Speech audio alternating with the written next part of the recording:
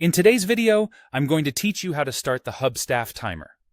Whether you're new to Hubstaff or just need a refresher, this guide will walk you through the process step by step, ensuring you can effectively track your time and tasks in no time. First, let's begin by opening your preferred web browser. This could be Chrome, Firefox, Safari, or whichever you're most comfortable using.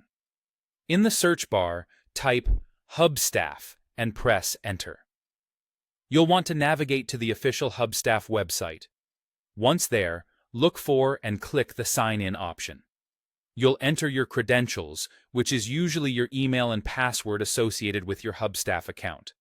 If you've signed in successfully, you'll be directed to your Hubstaff dashboard. Now, you're in the Hubstaff dashboard, which acts as the central hub for all your time tracking activities. Here's a little tip.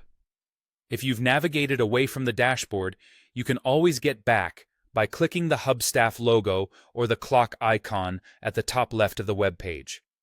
This will bring you right back to where you need to be to start the timer. Moving on, within the dashboard, you'll see a list of projects that you're currently working on. At this point, you'll need to select the project for which you want to track time. If you have specific tasks assigned under that project, those tasks will also appear. Feel free to select a specific task that you're working on to track time against it more precisely. Once you've made your selection, it's time to start the timer. To do this, look for the play button. It's pretty recognizable, commonly represented by an arrow pointing to the right, indicating start or play. Clicking this button will initiate the timer, and you'll be tracking your time and activities from that moment on. And that's it. You've successfully set up and started the Hubstaff timer, allowing you to keep an accurate record of the time spent on your projects and tasks. This can be incredibly handy for personal productivity or if you're working in teams or with clients and need to provide detailed time logs. It's worth noting that once you're done with your work session, you'll simply go back to the timer window and click the stop button, which is generally represented by a square icon.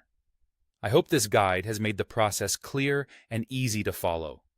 Time tracking can significantly impact how you manage and evaluate your work, so taking advantage of Hubstaff's features can be very beneficial. Thank you for watching, and make sure to stay tuned for more tutorials and tips.